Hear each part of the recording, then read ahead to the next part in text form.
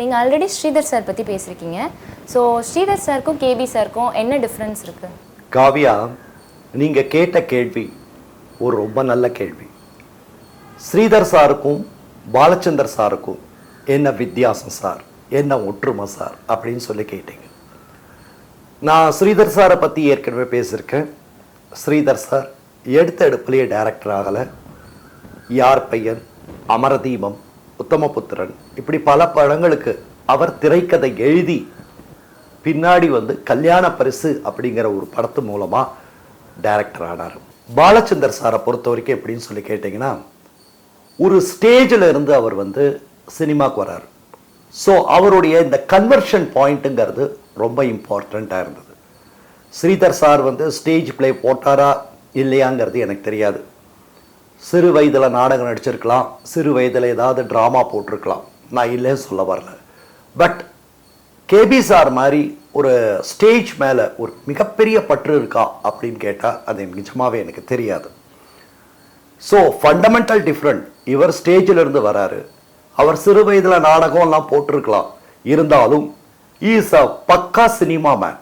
ஒரு திரைக்கதை வசனம் எப்படி எழுதணுங்கிறது தன்னை தயார்படுத்திக்கிட்டார். அது மட்டும் இல்லை, the technical side of the picture, கேமரானா என்ன, ஷார்ட் டிவிஷன்ஸ்னா என்ன, ரீரிகார்டிங்னா என்ன, சாங்கோடைய சீக்வன்ஸ்னா என்ன, இது எல்லாமே அவர் ஓரளவுக்கு மாஸ்டர் பண்ணிக்கிட்டு தான் அவர் டைரக்டர் ஆறார். பாலச்சந்தர் சாரை பொறுத்த வரைக்கும் எப்படின்னு சொல்லி கேட்டிங்கன்னா, அவர் தன்னையே செதுக்கிட்டார். இந்த கல்கின்னு ஒரு படம் பண்ணார். அதில் ஒரு சிலையை காட்டுவார்.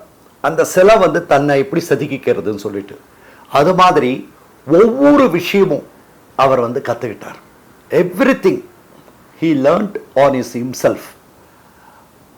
இனிஷியலாக அவர் படம் பண்ணும் போது ஃபுல்லுமே பெரிய பெரிய கேமராமேன்ஸை பக்கத்தில் வச்சு தான் அவர் படம் பண்ணார். ஒரு ஸ்டேஜுக்கு அப்புறம் தனக்கு நல்ல கான்ஃபிடன்ஸ் வந்ததுக்கு அப்புறம் தான் அவர் என்ன செஞ்சாருன்னு சொல்லி கேட்டிங்கன்னா, அவர் இஷ்டத்துக்கு கேமராமேனை கொண்டு வந்தார். அது வரைக்கும் அவர் எல்லாமே ஒரு ஃபுல் ஃப்ளெட்ஜ்டு கேமராமேனோட தான் ஒர்க் பண்ணார். ஸோ ஃபண்டமெண்டல் டிஃப்ரென்ஸ் அப்படின்னு சொல்லி கேட்டிங்கன்னா இதுதான். ஒத்துமை அப்படின்னு சொல்லி கேட்டிங்கன்னா, எடுத்த அடுப்புலேயே ரெண்டு பேரும் டைரக்டர் ஆகிடல. They trained them self. அதுக்கப்புறம் தான் அவங்க டைரக்டர் ஆனாங்க. ஸோ உங்கள் explanation about KB sir and Sridhar sir was awesome. So Anubavi Raja அனுபவின்னு ஒரு படம் பண்ணியிருக்காரு இல்லையா, அதை பற்றி கொஞ்சம் எக்ஸ்பிளைன் பண்ண முடியுமா? அனுபவி ராஜா அனுபவி, கரெக்ட். நீங்கள் கேட்ட கேள்வி. இந்த படத்தையும் திரு கேபி சார் அவர்கள் தான் டைரக்ட் பண்ணார். ஆரம்பத்தில், அதாவது ஒரு இன்ட்ரோல் பிளாக் வர வரைக்கும் இந்த படம் கொஞ்சம் ட்ரையாக தான் போகும். முத்துராமன் சார், ராஜஸ்ரீ, அதுக்கப்புறம் நாகேஷ் சார், இவங்க மாதிரி ஒரு காம்பினேஷனில் இந்த படம் போயிட்டே இருக்கும். ஒரு தூத்துக்குடி பாஷை பேசிட்டு ஒரு நாகேஷ் இன்ட்ரடியூஸ் ஆவார். அதுக்கப்புறம் தான் அந்த கதையில் ஒரு டெம்போ எக்ஸலண்ட்டாக கிரியேட் ஆகும். ஆரம்பத்தில் படம் கொஞ்சம் ட்ரையாக தான் போயிட்டு இருக்கும். பட் ஒரு 50% ஆஃப் த படம் ஃபினிஷ் ஆனதுக்கப்புறம் ஒரு தூத்துக்குடி பாஷை பேசிட்டு நாகேஷ் கேரக்டர் ஒன்று இன்ட்ரடியூஸ் ஆகும். அதுக்கப்புறம் தான் அந்த படத்தோடைய டெம்போவே இன்க்ரீஸ் ஆகும்.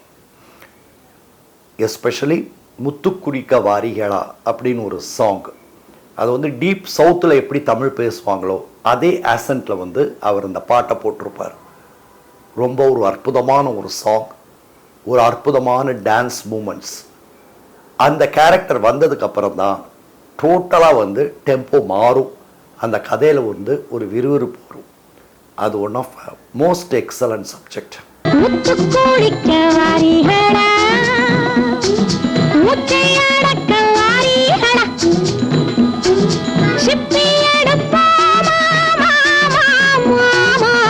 Kamal sir and Rajini sir அவர் எப்போ இன்ட்ரடியூஸ் பண்ணார்? ஆக்சுவலாக கமல் சாரை அவர் இன்ட்ரடியூஸ் பண்ணலை. கமல் சாரை இன்ட்ரடியூஸ் பண்ணது ஏவிஎம் நிறுவனம் தான். அவங்க அந்த காலத்தில் ஜெமினி கணேசன் சாவித்திரி வச்சு ஒரு படம் எடுத்துகிட்டு இருந்தாங்க. அந்த படத்தில் அவங்க ரெண்டு பேருக்கும், ஜெமினி சாருக்கும் சாவித்திரி அம்மாவுக்கும் பையனாக நடித்தது தான் கமல். அந்த படத்தோடைய பேர் களத்தூர் கண்ணம்மா. பட் ரஜினி சாரை பொறுத்த வரைக்கும் 1976 அபூர்வ ராகங்கள் அப்படின்னு சொல்லி ஒரு படத்தை எடுத்தார்.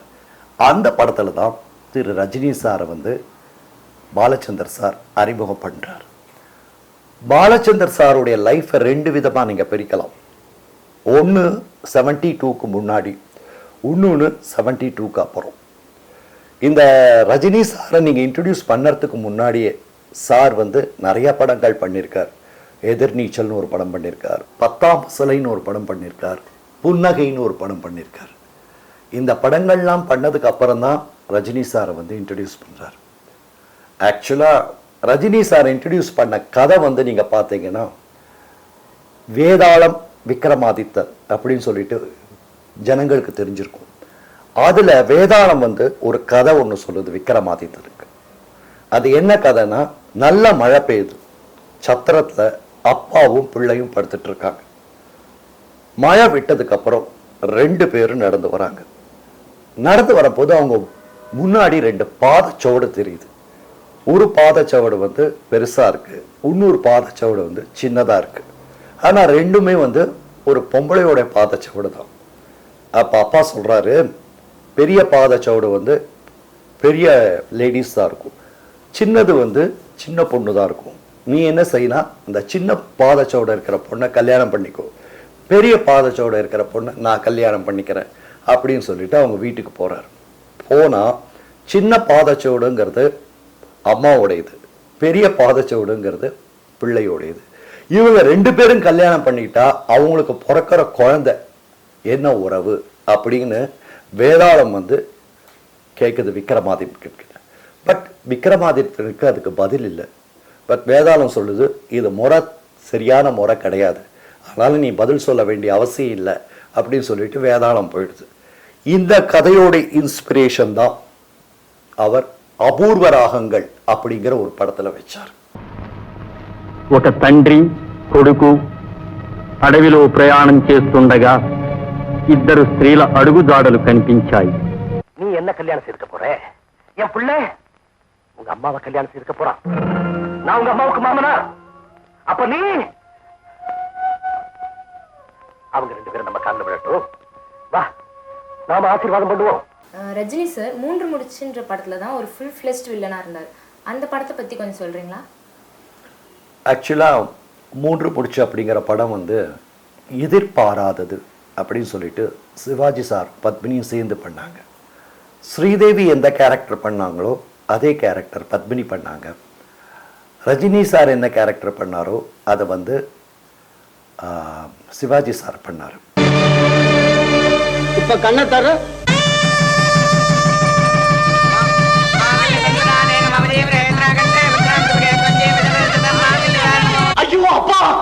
இதே கதை தான் கிட்டத்தட்ட. இதை இன்ஸ்பிரேஷனாக வச்சுட்டு தான் 3 முடிச்சு அப்படிங்கிற ஒரு படத்தை சார் பண்ணார். But that was a very successful movie. Over நைட்டில் வந்து ரஜினி சார் வந்து பட்டி தொட்டி ஃபுல்லும் அறிமுகப்படுத்தின ஒரு பெருமை பாலச்சந்தர் சாருக்கு உண்டு.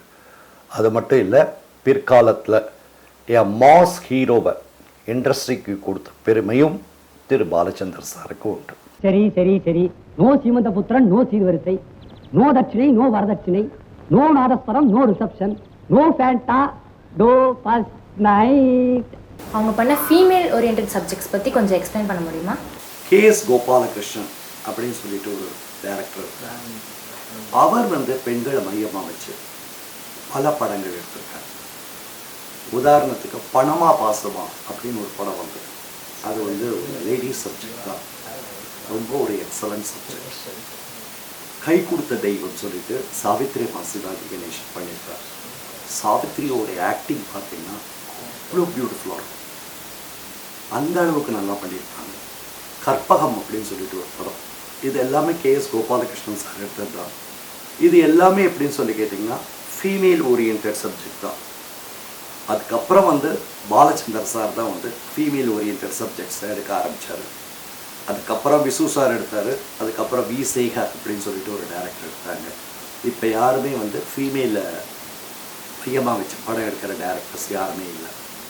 பட் பாலச்சந்தர் சாரோடைய way of telling is totally different from KS Gopalakrishnan, Visu and Sekar.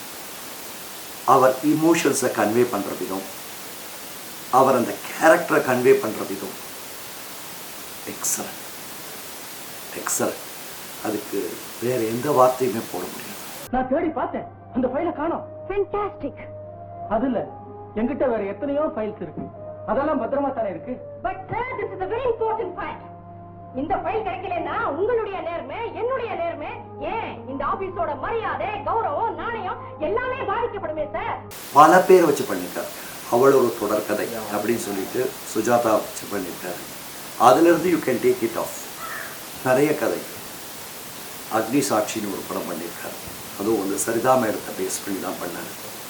தண்ணீர்னு ஒரு படம் பண்ணியிருக்காரு, அதுவும் வந்து சரிதா மேடத்தை பேஸ் பண்ணி தான் பண்ணாரு. ஒரு விஷய காவியா நான் நல்லா சொல்றேன், அவருடைய ஒவ்வொரு படத்தை எடுத்து நம்ம பேச ஆரம்பித்தோம் அப்படின்னு சொல்லி கேட்டிங்கன்னா வால்யூமஸ், நிஜமாவே it is volumes. Every picture conveys you a message. உண்மையிலேயே சொல்கிறேன், பாலச்சந்தர் சார் மாதிரி ஒரு டெக்னீஷியன் பார்க்கவே தெரியாது. அவருடைய ஸ்டில் ஃபோட்டோகிராஃபரை கூப்பிட்டு ஒரு ஃபோட்டோ ஒன்று கொண்டு வர சொன்னார், சரிதா ஃபோட்டோ கொண்டு வந்தார். கொண்டு வந்தாலும் அந்த ஃபோட்டோவை கிழிச்சிட்டு காஸ்டியூமர்கிட்ட கொடுத்து இதை கொஞ்சம் தைச்சு கொடுங்க அப்படின்னா. அந்த ஃபோட்டோவை பார்க்கும் போதே எப்படி இருக்கும் அப்படின்னு சொல்லி கேட்டிங்கன்னா, ஒரு டிஸ்டர்ப்டு லேடி. ஸோ ஒரு கதையை வந்து ஒரு சின்ன ஃபோட்டோ மூலமாக அவர் ஆடியன்ஸுக்கு கன்வே பண்ணுறார். That is Balachander sir. ஒரு சின்ன விஷயத்து மூலமாக எப்படி ஆடியன்ஸுக்கு தன்னோட விஷயத்தை கன்வே பண்ணலாம் அப்படிங்கிறத மிக அற்புதமாக செய்யக்கூடியவர் தான் திரு பாலச்சந்தர் சார் அவர்கள்.